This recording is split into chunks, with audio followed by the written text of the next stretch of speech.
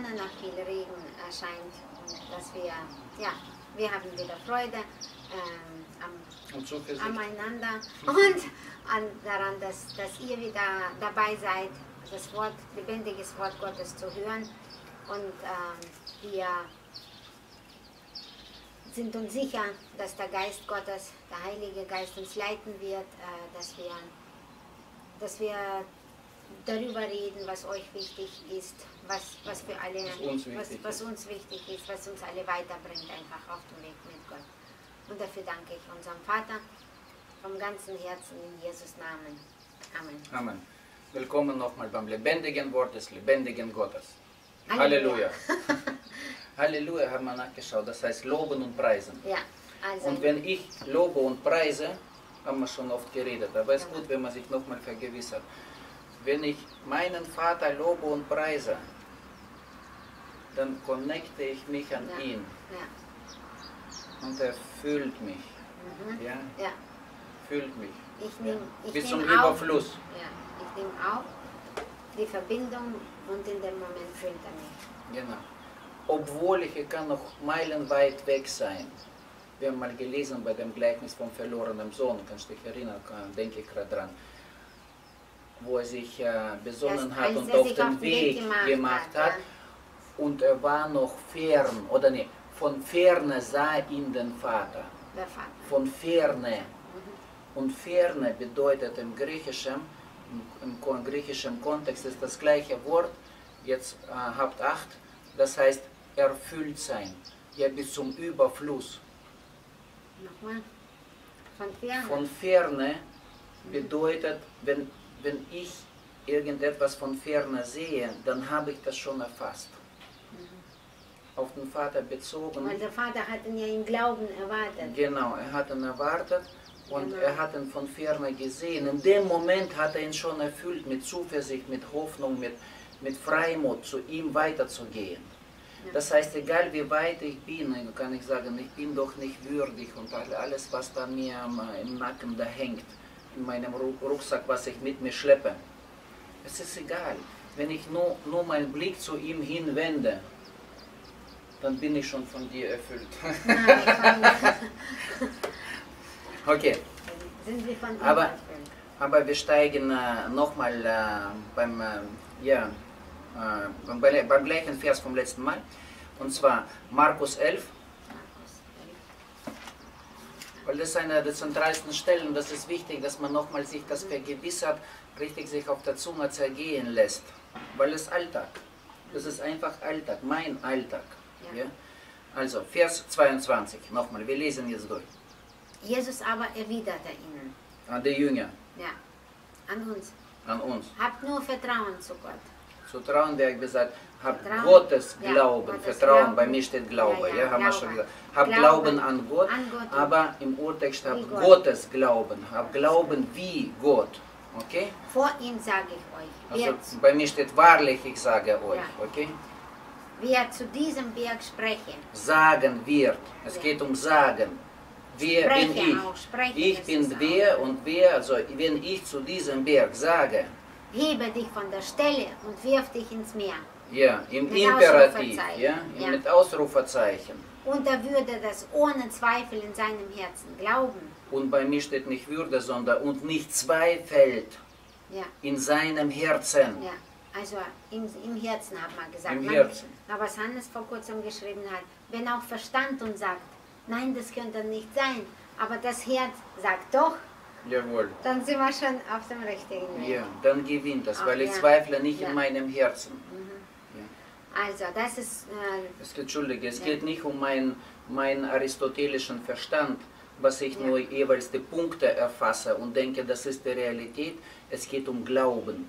Und Glauben setzt sich über die aristotelische Logik, über die faktischen Gegebenheiten hinweg. Ja? Man sieht das im Glauben, also im Werdungsprozess. Okay? Deswegen. Also, im Herzen, sondern Glauben. Glauben im Herzen, dass es so geschehen könnte bei mir. Nein, vergiss, das geschieht, Glauben, das geschieht, was er sagt. Dem wird das werden. Dem wird das werden. Genau. Es könnte nicht, das ist ohne könnte, ohne sollte, ohne könnte, Oder gar dann wird nichts. das erfüllt. Klipp und klar, es wird ihm werden. Darum, jetzt kommt darum. Ja, ich sage euch, noch einmal sagt er, alles, was ihr im Vertrauen in eurem Gebet erbittet, glaubt, Steht, alles, was ihr auch betet und bietet, glaubt. Alles. glaubt, dass ihr es empfangen habt. In Glaubt, dass ihr Vergangenheit. es empfangen habt. Das heißt, in dem Moment nochmal, wo ich bitte oder bete, im Vertrauen. Ja, Ja? im Ich Glauben, stehe im drauf. Vertrauen. Glaube, dass ich es schon bereits empfangen habe. Das klingt ein bisschen zunächst mal irritierend. Aber wir sind im Bereich des Glaubens.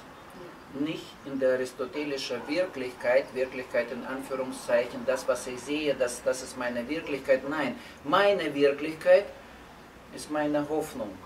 Wie der Jesus dem Thomas gesagt hat, der unbedingt sehen wollte, seine Wunden, hat er gesagt. Was hat der Thomas gesagt? Ich könnte mir viel erzählen, ja? Aber solange ich meinen Finger nicht in seine Wunde so Nun ja, so vielleicht nicht. reingelegt habe, vielleicht war er Chirurg oder was. Glaube ich es nicht. Und Jesus kommt zu ihm und sagt, komm her. Er hat bestimmt Bedenken gehabt, ja, in einen toten, in einen wundenden Finger da reinzulegen. Er hat es geglaubt, aber Jesus, es geht jetzt nicht darum. Sondern Aber er hat den Finger reingelegt und Jesus hat gesagt, du glaubst jetzt, weil du Finger jetzt in meine Wunde gelegt hast. Weil du siehst. Aber glücklich, oder? Ja. Sind die? Und damit sagt er, dass wenn du siehst und du meinst, dass du glaubst gar nicht, weil du siehst. Ja, Glaube ist nicht sehen. Okay. Das ist das, dass man sagt, das ist vom Geistlichen her, das ist nicht materiell. Glaube ist nicht materiell. Dass ihr es empfangen habt, obwohl ich noch nie habe, aber ich glaube, dieser Prozess der Materialisierung, Prozess der Verwirklichung, Prozess der Realisierung, Hervorbringung. Ich gehe im Glauben, damit das wahr wird. Hervorbringung der Dinge aus dem unsichtbaren in den sichtbaren Bereich ist bereits in diesem Moment angestoßen. Deswegen bin ich mir zuversichtlich, dass ich es jetzt und hier bereits schon habe. Ja, Halleluja. Halleluja. Also, ja? man lobt so, jetzt gehen wir weiter. Weiter geht's. Wenn ihr so vor Gott steht und betet, so vergebt euch, wenn ihr etwas gegeneinander habt, damit euch euer Vater in den Himmel auch alle eure Übertretungen vergebe. Das ist die einzige Voraussetzung, oder? Und dann? Das ist ja das Moment. Wenn ihr aber. Ja, das ist ja, er sagt zunächst mal, wie wir glauben sollen. Wir sollen glauben wie Gott. Wir sollen reden wie Gott, wir sollen handeln wie Gott, agieren wie Gott. Ja. Wie Gott. Gehen einfach wie in Gott. diesem Glauben. Wir sollen uns nicht versuchen, ihm näher zu wir sollen versuchen nachzuahmen, aber wir sollen nicht versuchen, wir sollen tun. Ja. Nicht versuchen, sondern er sagt im Imperativ, handle, glaube, tue, rede, wie Gott. Ja. Wie auch ich geredet habe, weil ich habe, Jesus selber sagt, ich habe nur meinen Vater nachgeahmt. Ich habe gar nichts selber von mir aus alleine gemacht. Ich habe nur das gemacht, was mein Vater mir sagt. Nur das geredet, was mein Vater mir sagt. Und das gemacht, wozu er mich bestimmt hat. Ja. Okay? So, aber die Voraussetzung dafür, was ist die Voraussetzung dafür? Dass mein Glaube Realität wird. Ja. Das ist die Voraussetzung. Dass der Gott sich meiner annimmt, dass er mich auch, dass er mir meine Schuld vergibt, kann dass man er sagen. mir meine Übertretungen vergibt. Steht auch. Und was soll ich dazu tun, damit er, der Große, mein Vater, mir meine Übertretungen vergibt? Egal welche Übertretungen. Übertretung ist Übertretung. So. Das ist jetzt in die Mehrzahl gedacht. Also auch, sag mal, wenn wir gemeinsam jetzt um irgendwas beten, ja? Wenn ihr so vor Gott steht und betet, so vergebt euch, wenn ihr etwas gegeneinander habt. Gegen jemand, bei mir nicht nur gegeneinander, sogar gegen jemand. Man kann sagen, naja, wir sind gut alle Brüder, Geschwister, wir vertragen uns und so weiter, wir machen Party zusammen.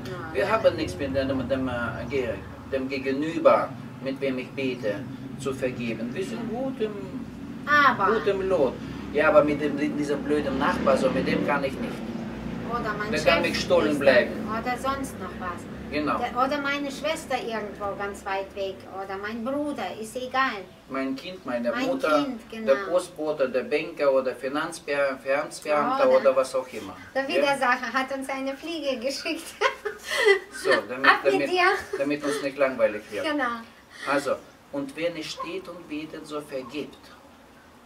Das ist auch imperativ, so vergibt. Er hat gesagt, nicht versucht mal euch schrittweise der Vergebung anzunähern. Schön langsam, immer Schritt für Schritt, ein Teil, ein Level nach dem anderen, so richtig nacheinander aufarbeiten. Und eines Tages wirst du so weit sein, dass du wirklich dann vergeben kannst. Nein! Steht da. Er sagt, vergiss das alles, du wirst jahrelang verbringen und letztendlich bist du dort, wo du warst. Ja?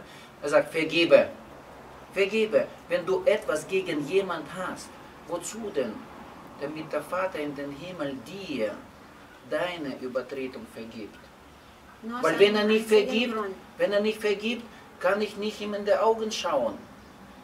Ich kann nicht zu ihm beten. Denk an die Kinder, wenn die Kinder irgendwas, naja, vielleicht nicht so, ja, nichts Schlimmes, ein bisschen was, ja. Bei den Kleinen vor allem sieht man das gut. Ja? Haben Schokolade gegessen oder was.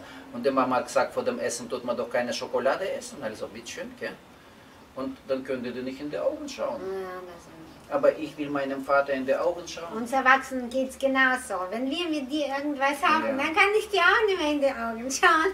Dann versuche ich auch lieber in die Praxis wegzugehen. Ja, genau. So geht es jedem. Er sagt, vergibt, damit der andere und vor allem der Vater dir vergeben kann, dir deine Übertretungen. Ich habe mal nachgeschaut, was Übertretungen bedeutet im Griechischen. Paraptoma heißt das. Das heißt Verfehlung, Vergehung, absichtliche Nachlässigkeit. Absichtliche Nachlässigkeit. Übertretungen, ja. Ja, Übertretungen. Vorsätzliches in Sünde fallen. In Sünde, wir denken nach in Sünde, was ist das mit der Sünde? Denkt immer an die Sünde, an den Sund, an den tiefen Meeresgraben, der zwei Landfesten teilt, wo die eine Landfeste zu anderen Landfeste keine Beziehung haben. Keine Verbindung, keine Beziehung. Das heißt, das ist der Sund. Sund, wir können nebeneinander sitzen und der Sund kann abgrundtief sein. Ist aber nicht so. Gott sei Dank, ja. Ja, aber verstehst du, da sitzen zwei Leute und der Sund ist abgrundtief. Das ist der Bruch der Beziehung. Die Sünde ist Bruch der Beziehung, vor allem zum Vater. Ja? So, Vorsätzliches in Sünde fallen, das heißt mit unserem Vokabular ausgesprochen, vorsätzliches auflösende Beziehung. Das meint, du kannst mit Kugel runterrutschen, heute habe ich keinen Bock.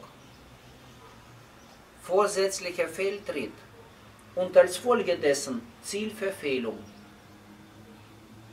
Das ist interessant, ja?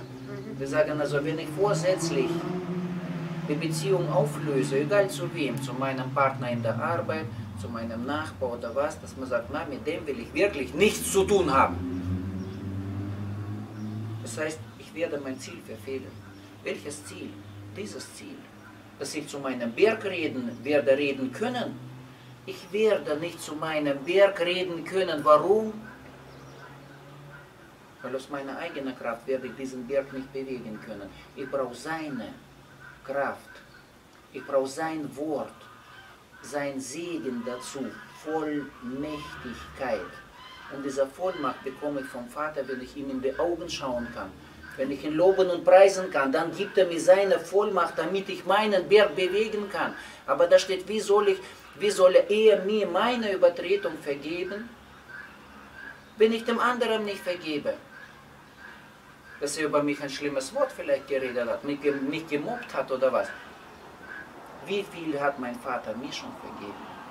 Da gibt es doch so ein Gleichnis von Jesus. Hast du ihn zufällig nicht heute vorbereitet, ne? Was? Wo er dann, wo steht, dass das eine hat er hier so viel geliehen, dem anderen so viel, und dann kommen die vor ihm und der hat dem einen, der ihm viel geschuldet hat, vergeben und der selber geht raus und vergibt nicht dem, der ihm wenig geschuldet hat und tut ihn ins Gefängnis stecken. Und dann kennst du das? Ja, das können wir nächstes Mal aufarbeiten. Dann nächstes Mal. Aber das ist eigentlich das Thema, dass man sagt, er kann mir nicht vergeben, wenn er hat ihn nachher geholt und er musste auch also büßen ja, dafür. Also, mir kann nur vergeben, ja, mir kann nur vergeben werden, ja. Mir kann nur vergeben werden, wenn ich dem anderen genauso auf der gleichen Ebene begegne. Wenn ich sage, komm, ich weiß drum, du weißt drum, Tuch drüber. Ja? Weiß wie der Schnee. Ja, und war nichts. War gar nichts. Der Vater gedenkt meine Vergehungen nicht mehr. Das ist sein Wunsch an mich, oder? Ja. Sein Wunsch an mich. Wir haben doch heute gelesen, da in der Früh, manchmal gehen wir ins Alte Testament, in Micha, Prophet Micha.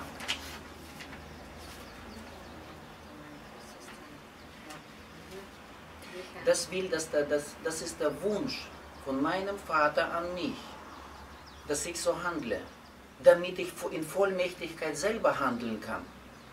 Verstehst du? Und in Micha 6, Vers 8, lies mal, wie es bei dir steht.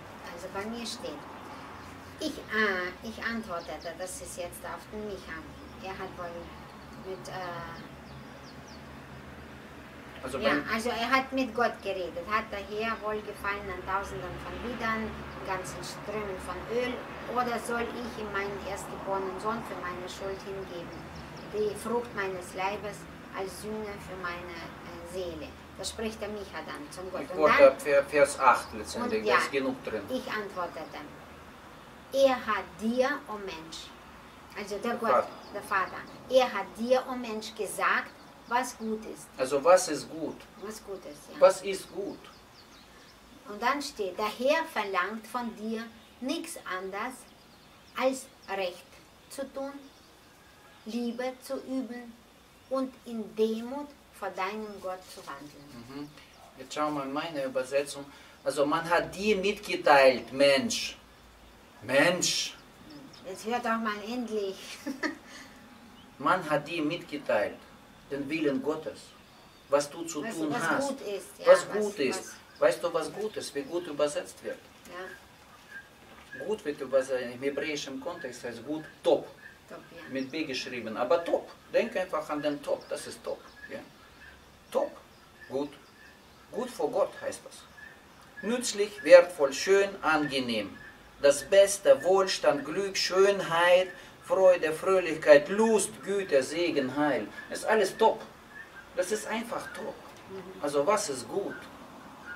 Man hat die Mensch mitgeteilt, was gut ist. Und was fordert der Herr von dir? Es ist nicht nur... Er wünscht sich uns. Es ist nicht nur, dass gesagt, das wäre gut für dich. Nein, da steht drin, mein Vater fordert von mir. Was fordert er denn von mir? Dass ich Recht übe. Dann steht bei mir, und Güte zu lieben. Dass ich Güte liebe. Und bei dir steht das zweite Recht üben? Liebe zu üben. So, Güte, Liebe, das ist Grace. Gnade. Ja?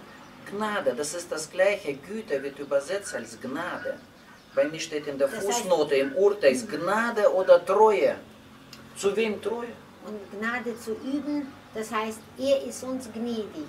Also, wenn wir Gnade üben, müssen wir auch gnädig sein zu unseren Mitmenschen.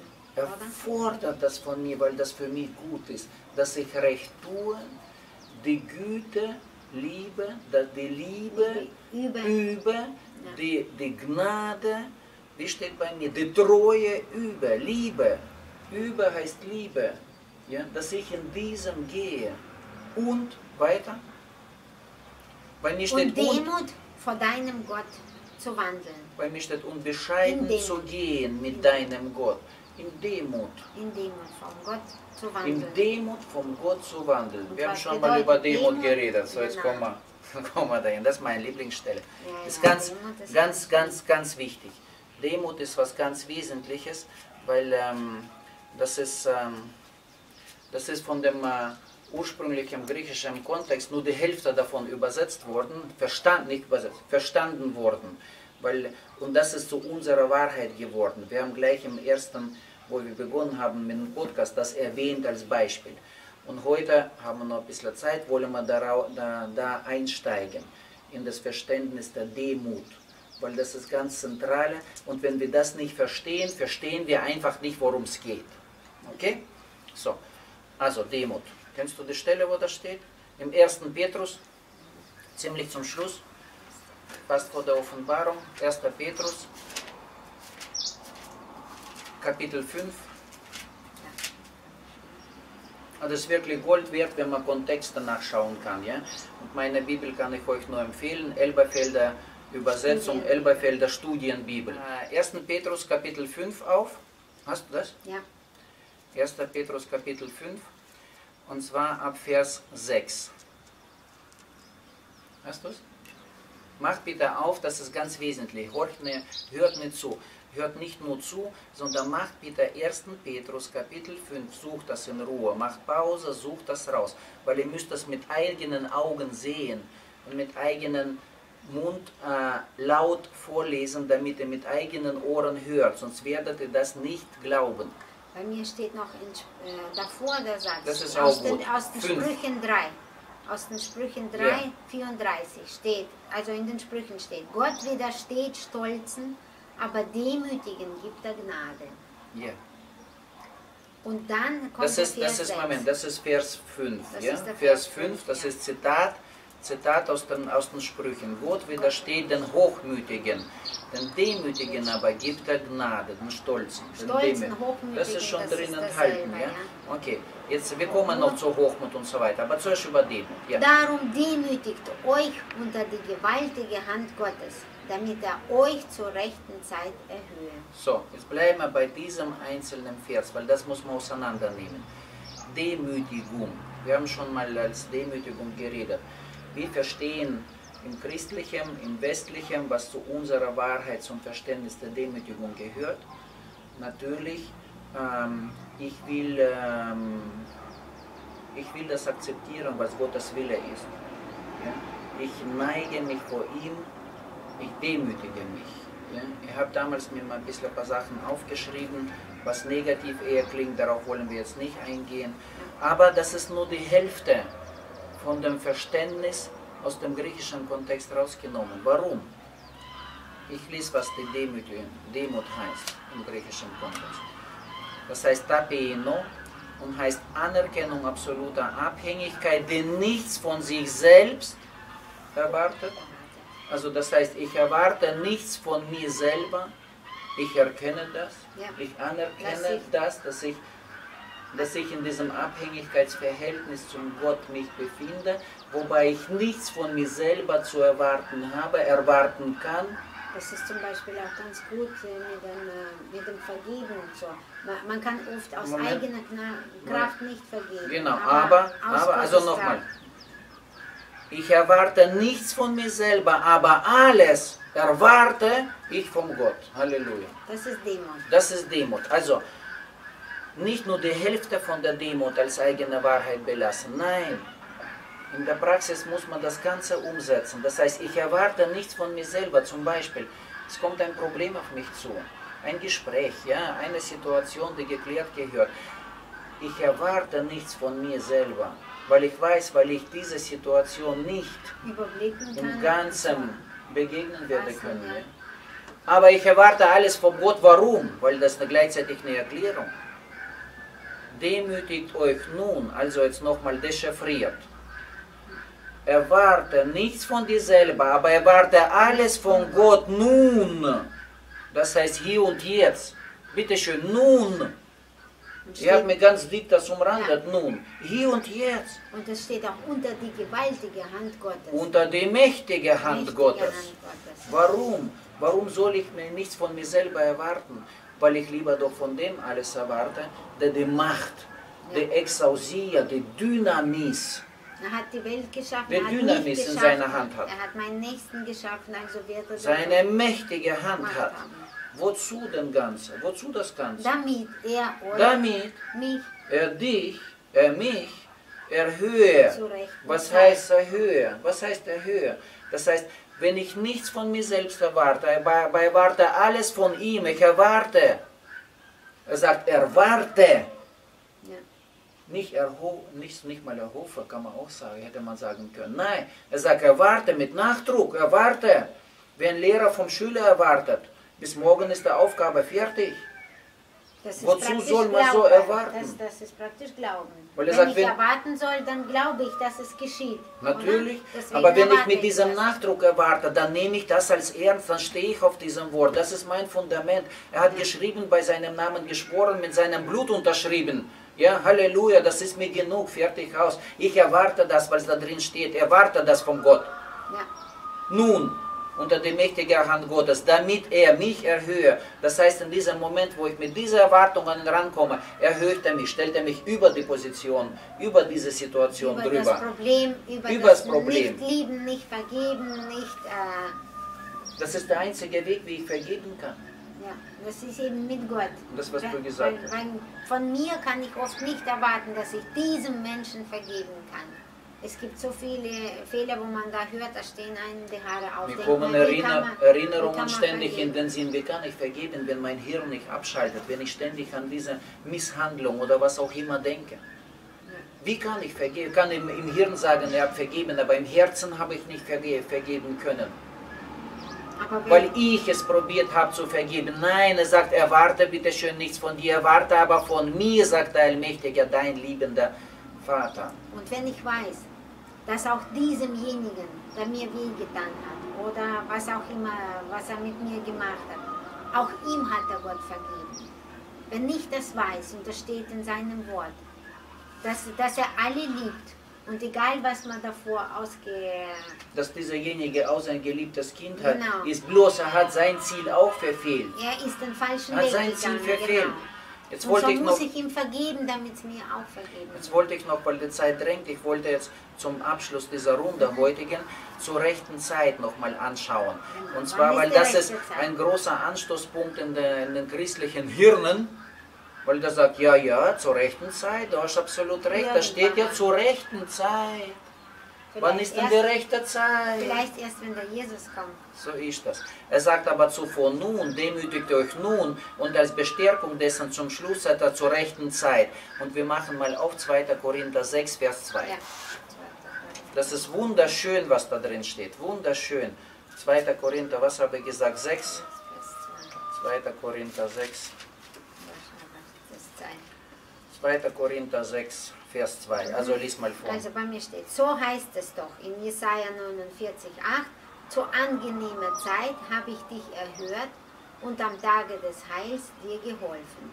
Und dann kommt der Satz von eben Paulus, der den Korinthern schreibt, seht, jetzt ist es rechte Zeit, bei mir steht in Klammern, seht, jetzt ist ein Tag des Heils angebrochen. Wunderbar, bei dir steht sogar rechte Zeit. Ja. Zur rechten Zeit haben wir da gelesen. Ja, zur rechten Zeit. Was sagt er denn? Bei mir steht, siehe, jetzt. Jetzt ist die rechte Zeit. Ja. Hier und jetzt ist die hochwillkommene Zeit, siehe, jetzt ist der Tag des Heils. Angebrochen. Angebrochen. Ja. Ja. Wann ist er angebrochen? Es ist schon angebrochen. Angebrochen. Ja, Halleluja. Also nochmal zum Abschluss. Demütige dich unter die mächtige Hand Gottes, damit er dich erhöhe, jetzt und hier. Ja? Das heißt, erwarte nichts von dir, weil ich werde sowieso irgendwo entgleiten. Aus meiner Manneskraft oder Frauenkraft werde ich dieses Problem nicht vollkommen lösen können. Also beginne ich, kann ich von mir das zu erwarten, aber ich erwarte alles von meinem Vater, dem allmächtigen Gott, der Himmel und Erde gemacht hat. Und das erwarte nun, hier und jetzt, weil jetzt ist die hochwillkommene Zeit, jetzt ist der Tag des Heils. Und dann erhöht er mich, stellt er mich drüber über diese Position. Halleluja, Amen. Halleluja. Ja, wir beten noch. Lieber Vater, wir danken dir für deine tolle Verheißungen, für dein kräftiges Wort, das uns sagt, was du von uns erwartest. Du willst, dass wir gut handeln, du willst, dass wir im Recht gehen, du willst, dass wir einander vergeben, dass wir Liebe üben und auch wenn wir dass wir in Demut unter deiner Hand uns stellen und erwarten alles von dir. Und du hast uns auch zugesagt, wenn wir uns nur auf den Weg machen, da wird schon alles in Gang gebracht. Du stellst uns auf den richtigen Fuß auf den richtigen Fuß und du erhöhst uns zur rechten Zeit, die jetzt schon da ist. Auch schon alleine dadurch da ist, dass wir Jesus als unseren Herrn angenommen haben. Beziehung und ab da, wo er für uns alles getan hat, ist die rechte Zeit angebrochen. Und Halleluja. wir sind in der rechten Zeit. Also Jawohl. wir können jederzeit den Zugriff haben Amen. zu dir, Vater, durch Amen. Jesus Christus. Und dafür danken wir dir vom ganzen Herzen. Amen. Amen. Und die rechte Zeit ist jetzt, in dem Moment, wo ich die Beziehung zu ihm aufnehme. Und wenn ich noch fern bin, das spielt keine Rolle. Er erhöht mich in diesem Moment, nun, hier und jetzt. Und erfüllt alle meine Bedürfnisse.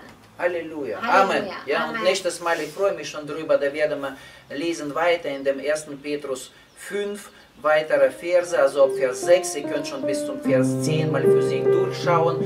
Es ist wirklich, mir fehlen die Worte zum Abheben. Ja, Amen. Tschüss.